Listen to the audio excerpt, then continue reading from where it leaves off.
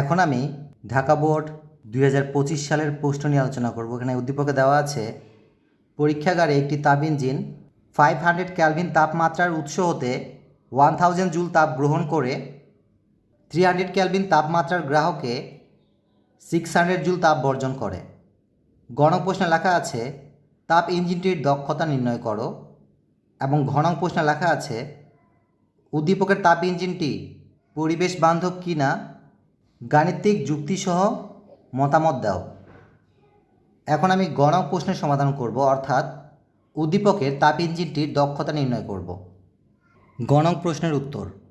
গণক প্রশ্নের সমাধানের জন্য প্রথমে আমরা উদ্দীপকের তথ্য অনুসারে তাপ ইঞ্জিনটি অঙ্কন করি। এই অঙ্কিত চিত্রটি হচ্ছে উদ্দীপকের তথ্য অনুসারে তাপ ইঞ্জিনের চিত্র,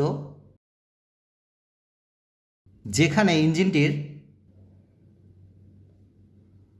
তাপ উৎসের তাপমাত্রা অর্থাৎ T1 এর মান দেওয়া আছে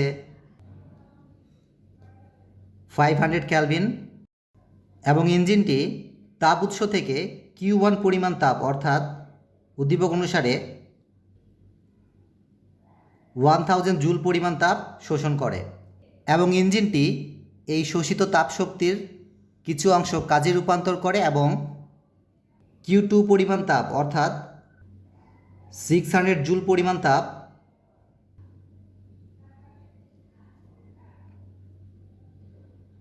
তাপগ্রাহকে বর্জন করে। এবং উদ্দীপকে তাপগ্রাহকের তাপমাত্রা দেওয়া আছে, অর্থাৎ T2 মান দেওয়া আছে 300 কেলভিন। এখন আমরা উদ্দীপকের এই তথ্যগুলোকে তাপ ইঞ্জিনের চক্রীয় প্রক্রিয়ায় লেখচিত্রের সাহায্যে প্রকাশ করব। সুতরাং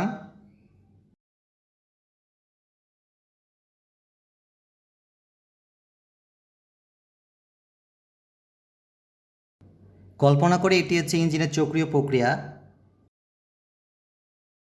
এবং উদ্দীপকের তথ্য অনুসারে ইঞ্জিনটির তাপ উৎসের তাপমাত্রা দেওয়া আছে, অর্থাৎ T1 এর মান দেওয়া আছে 500 কেলভিন, এবং তাপ উৎস থেকে শোষিত তাপ শক্তির মান দেওয়া আছে, অর্থাৎ Q1 এর মান দেওয়া আছে 1000 জুল, এবং উদ্দীপকের তথ্য অনুসারে তাপ ইঞ্জিনটির তাপগ্রাহকের তাপমাত্রা দেওয়া আছে, অর্থাৎ T2 এর মান দেওয়া আছে 300 কেলভিন, এবং ইঞ্জিনটি তাপগ্রাহকে Q2 পরিমাণ তাপ বর্জন করে, যার মান উদ্দীপকে দেওয়া আছে 600 জুল। কাজেই Q2 পরিবর্তে হবে 600 জুল। এবং গণক প্রশ্নে যেহেতু লেখা আছে তাপ ইঞ্জিনটির দক্ষতা নির্ণয় করো, সুতরাং আমরা এই তথ্যগুলো ব্যবহার করে ইঞ্জিনটির দক্ষতা নির্ণয় করব। এই তাপ ইঞ্জিনটির দক্ষতা নির্ণয়ের পূর্বে আমরা প্রথমে নির্ণয় করব উদ্দীপকের ইঞ্জিনটি প্রত্যাগামী ইঞ্জিন কিনা। এই জন্য এখন আমরা Q1 ডিভাইড বাই T1 এর মান নির্ণয় করব, এবং উদ্দীপকে Q1 এর মান দেওয়া আছে 1000, এবং T1 এর মান দেওয়া আছে 500। সুতরাং 1000কে 500 দিয়ে ভাগ দিলে 2 পাওয়া যায়। একইভাবে এখন আমরা Q2 ডিভাইড বাই T2 এর মান নির্ণয় করব। উদ্দীপকে Q2 এর মান দেওয়া আছে 600, এবং T2 এর মান দেওয়া আছে 300।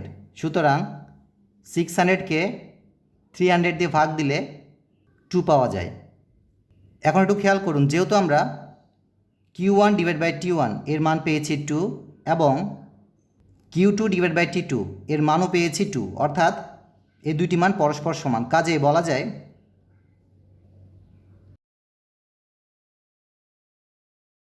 উদ্দীপকের ইঞ্জিনটি প্রত্যাগামী ইঞ্জিন। এখন আমরা প্রত্যাগামী ইঞ্জিনের দক্ষতা নির্ণয়ের সূত্র ব্যবহার করে তাপ ইঞ্জিনটির দক্ষতা নির্ণয় করব। সুতরাং লেখা যায়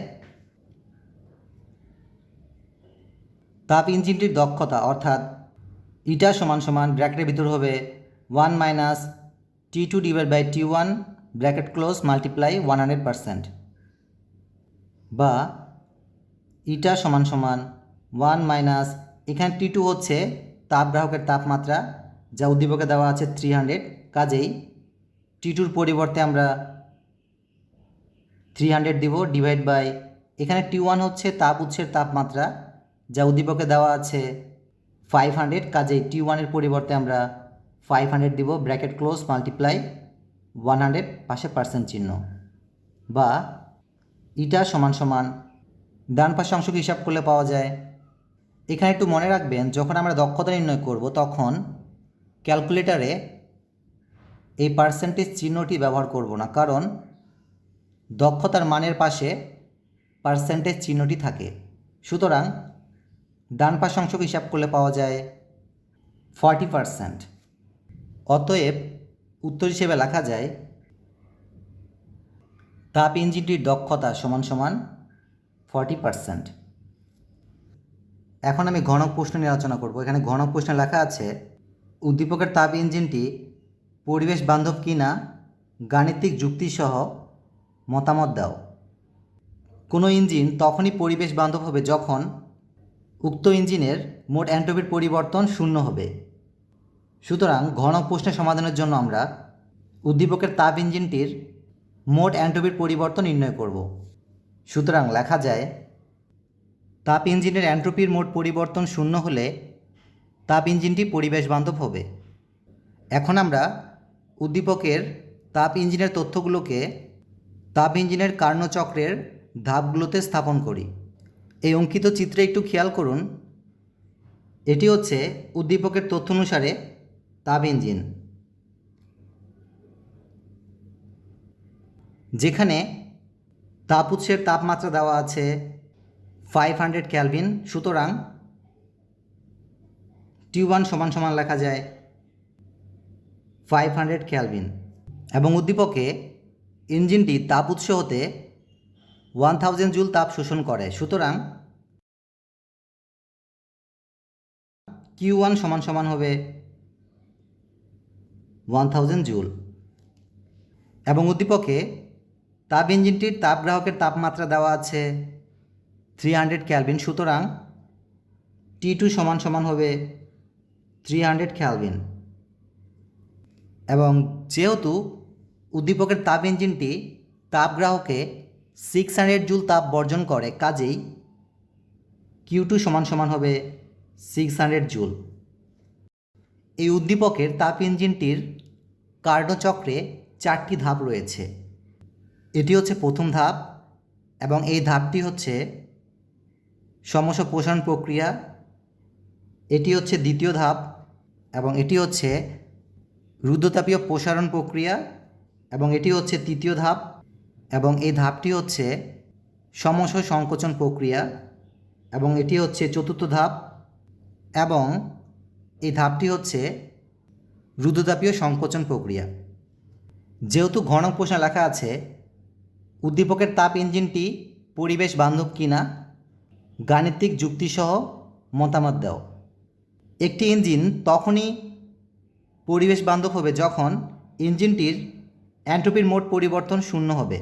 সুতরাং আমরা উদ্দীপকের তাপ ইঞ্জিনটির এন্ট্রপির মোট পরিবর্তন নির্ণয় করব, এবং উদ্দীপকের তাপ ইঞ্জিনটির এন্ট্রপির মোট পরিবর্তন হবে এই কার্নোচক্রের এই 4টি ধাপের এন্ট্রপির পরিবর্তনের সমষ্টির সমান। এর জন্য আমরা প্রতিটি ধাপের জন্য এন্ট্রপির পরিবর্তন নির্ণয় করব। প্রথমে আমরা সমস্ত প্রসারণ প্রক্রিয়ায় এন্ট্রপির পরিবর্তন নির্ণয় করব, এরপরে রুদ্ধতাপীয় প্রসারণ প্রক্রিয়ায় এন্ট্রপির পরিবর্তন নির্ণয় করব, এরপরে সমস্ত সংকোচন প্রক্রিয়ায় এন্ট্রপির পরিবর্তন নির্ণয় করব, এবং এরপরে রুদ্ধতাপীয় সংকোচন প্রক্রিয়ায় এন্ট্রপির পরিবর্তন নির্ণয় করব। সুতরাং লেখা যায় সমস্ত প্রসারণ প্রক্রিয়ায় এন্ট্রপির পরিবর্তন, এবং এর মান হবে DS1 সমান সমান Q1 ডিভাইড বাই T1, এবং উদ্দীপকে Q1 এর মান দেওয়া আছে 1000 জুল এবং 500 কেলভিন। সুতরাং এই অংশটুকু হিসাব করলে পাওয়া যায় 2, এবং এন্ট্রপির একক হবে জুল কেলভিন ইনভার্স 1। একইভাবে এখন আমরা কার্নোচক্রের দ্বিতীয় ধাপের এন্ট্রপির পরিবর্তন নির্ণয় করব। সুতরাং লেখা যায় ধাপ 2, রুদ্ধতাপীয় প্রসারণ প্রক্রিয়ায় এন্ট্রপির পরিবর্তন, এবং এটি হবে DS2 = 0 জুল কেলভিন ইনভার্স 1। আপনারা সবসময় মনে রাখবেন রুদ্ধতাপীয় প্রসারণ প্রক্রিয়ায় এন্ট্রপির পরিবর্তন সর্বদাই 0। এখন আমরা কার্নো চক্রের তৃতীয় ধাপের এন্ট্রপির পরিবর্তন নির্ণয় করব। সুতরাং লেখা যায় ধাপ 3, সমস সংকোচন প্রক্রিয়ায় এন্ট্রপির পরিবর্তন, এবং এটি হবে DS3 = -Q2/T2। যেহেতু উদ্দীপকে Q2-র মান দেওয়া আছে 600 জুল, কাজেই Q2-র পরিবর্তে হবে 600/T2-র মান দেওয়া আছে 300, কাজেই T2-র পরিবর্তে হবে 300। এই অংশটুকু হিসাব করলে পাওয়া যায় -2, এবং একক হবে জুল কেলভিন ইনভার্স 1। এখন আমরা কার্নো চক্রের চতুর্থ ধাপের এন্ট্রপির পরিবর্তন নির্ণয় করব। সুতরাং লেখা যায় ধাপ 4, রুদ্ধতাপীয় সংকোচন প্রক্রিয়ায় এন্ট্রপির পরিবর্তন, অর্থাৎ DS4 = 0 জুল কেলভিন ইনভার্স 1। আপনারা সবসময় মনে রাখবেন রুদ্ধতাপীয় প্রসারণ প্রক্রিয়ায় এবং রুদ্ধতাপীয় সংকোচন প্রক্রিয়ায় এন্ট্রপির পরিবর্তন 0, কাজেই রুদ্ধতাপীয় সংকোচন প্রক্রিয়ায় এন্ট্রপির পরিবর্তন হবে 0 জুল কেলভিন ইনভার্স 1। সুতরাং তাপ ইঞ্জিনটির এন্ট্রপির মোট পরিবর্তন, অর্থাৎ DS = হবে DS1 plus DS2 plus DS3 plus DS4, অর্থাৎ তাপ ইঞ্জিনটির মোট এন্ট্রপির পরিবর্তন হবে এই 4টি ধাপের এন্ট্রপির পরিবর্তনের সমষ্টির সমান।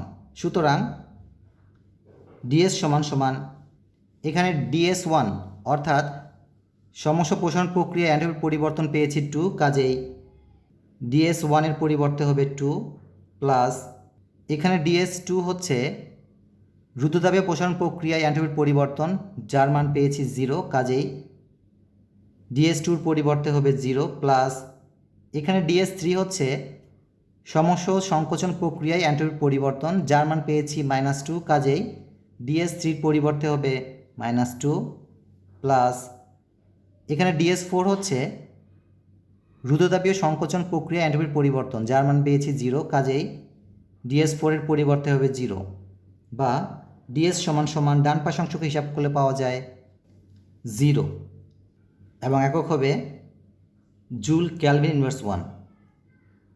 যেহেতু আমরা তাপ ইঞ্জিনটির এন্ট্রপির মোট পরিবর্তন পেয়েছি 0, কাজেই বলা যায় উদ্দীপকের তাপ ইঞ্জিনটি পরিবেশ বান্ধব। অতএব লেখা যায় উদ্দীপকের তাপ ইঞ্জিনটি পরিবেশ বান্ধব হবে। সকলকে ধন্যবাদ দিই সুন্দরভাবে শোনার জন্য।